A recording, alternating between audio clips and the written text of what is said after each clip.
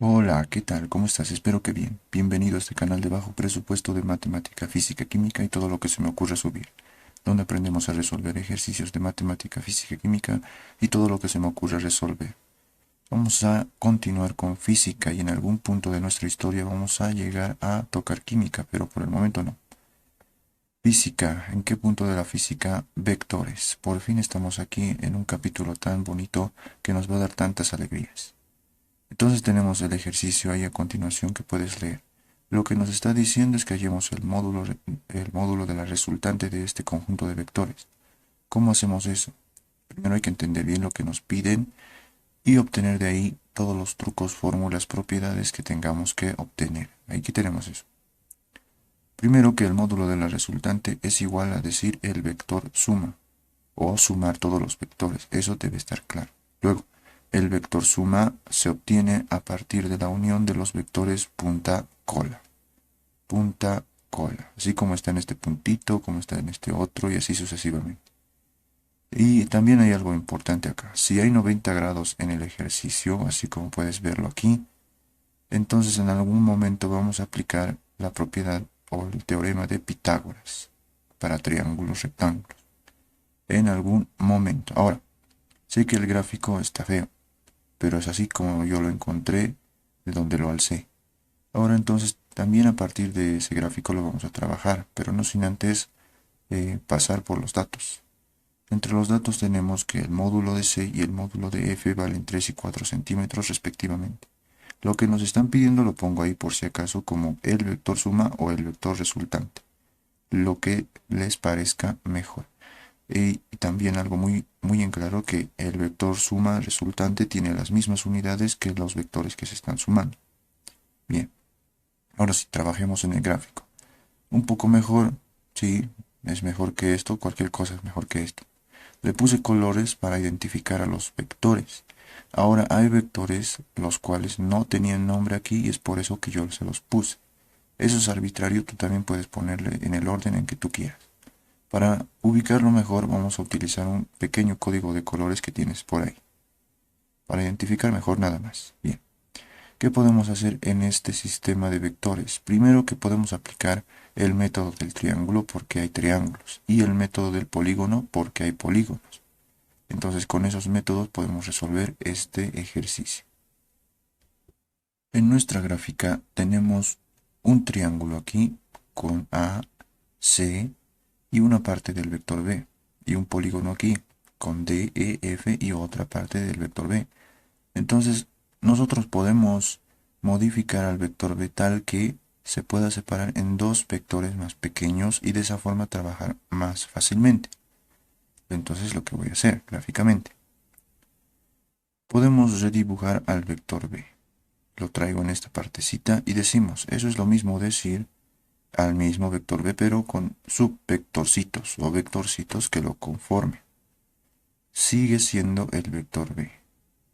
Puedo separar incluso esas partes, pero aún si lo sumo estos dos, porque van en la misma dirección, seguirán siendo el vector B. Y por lo tanto, ese vector B va a ser igual a la suma de esos dos vectores. Hago eso solamente para mejorar el gráfico aún más. Y a continuación, la mejora.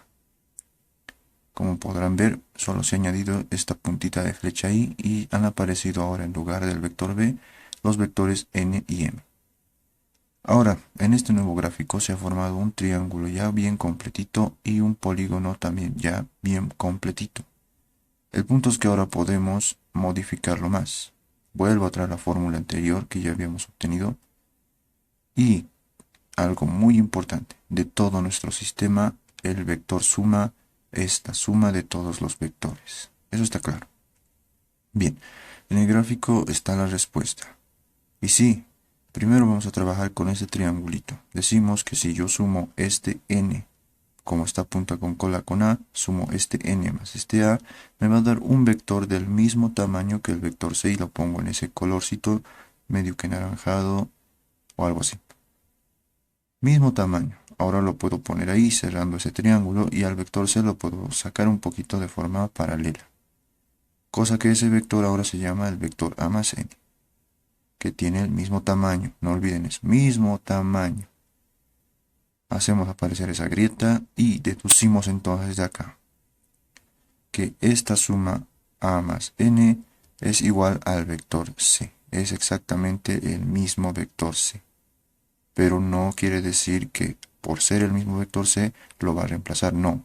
Sino más bien está ocupando su misma dirección añadiéndose, sumándose.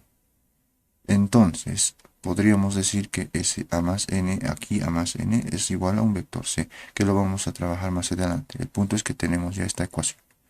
En el otro lado del gráfico, aquí en el polígono, lo traigo ahí. En el polígono tengo esta suma sucesiva. Mira, el vector m está punta con cola con el vector d, y es esta punta con cola, aunque no se nota muy bien, con el vector e. Y si se dan cuenta, si yo sumo esos tres, me va a dar un vector que es exactamente igual al vector f. Lo mismo que aquí. También lo pongo en el mismo color solo porque sí. Diciendo entonces que el vector m más d más e es exactamente el mismo tamaño del vector f. No reemplaza, sino más bien añade. Suma. Lo pongo en su posición solo para darnos cuenta que es exactamente del mismo tamaño. Bien, otra grieta más. Entonces volvemos a deducir de acá otra ecuación más. M más D más E igual a F. Entonces reemplazamos esta ecuación 2 y 3 en la ecuación 1. Haciendo eso, esta parte A más N se va a volver vector C. Este M más D más E se va a volver vector F. De esta forma. Ahora, si yo sumo C más C, me va a dar 2C, lógicamente, y F más F, 2F. ¿Pero por qué? Porque C y C, este C y este nuevo C que ha aparecido de la suma de N más A, tienen la misma dirección, son colineales, están en la misma línea, en el mismo eje, y por lo tanto se pueden sumar como en las matemáticas comunes. Lo mismo con F, están en el mismo eje. Ahora, algo muy importante. Si recuerdan, al principio del ejercicio solo nos daban el tamaño de C y el tamaño de F. Jamás nos han dado ni siquiera los nombres de los otros vectores. Entonces, eso es muy importante porque cuando resuelvas tu ejercicio en algún punto en tu solución, siempre te va a quedar las variables con las que tienes datos. Jamás va a haber otra variable en algún punto donde no tengas datos. Eso que esté claro.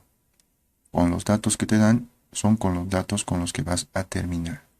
Bien, entonces con esta ecuación yo puedo encontrar el módulo de S. Aquí no se expresa el módulo de S más que su propiedad como una suma. Cuando aparece el módulo de S, pues nos vamos a dar cuenta. Mira, el gráfico que nos quedó de hacer todo este sistemita es el siguiente. Un vector F y un vector C. Porque los demás vectores ya se han sumado. Entre este vector f y este vector c hay 90 grados de diferencia. Tal vez no se nota aquí, entonces voy a ordenarlos dibujándolos con el mismo punto de origen. Ahí está. Mismo punto de origen y conservo el ángulo de 90 grados.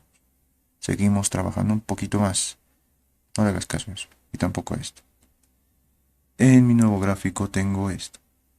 El vector fc y los vectores que yo había encontrado, m más d más e, que habíamos dicho que es igual a f, por eso está en la misma dirección.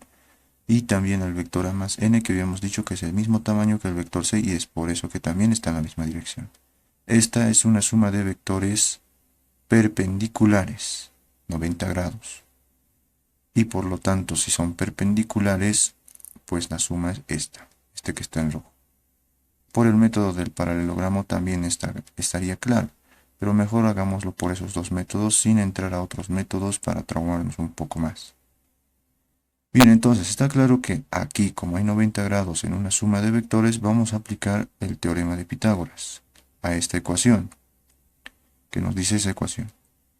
Si tú quieres obtener algo, lo elevas al cuadrado. En este caso ese algo es esta hipotenusa de un nuevo triángulo, porque esto lo puedo subir aquí arriba. Esa hipotenusa al cuadrado es igual al cuadrado de la suma de sus dos lados, y sus dos lados son el vector c más c y f más f, o 2c, 2f. Ahí está. 2c, 2f, al cuadrado, al cuadrado.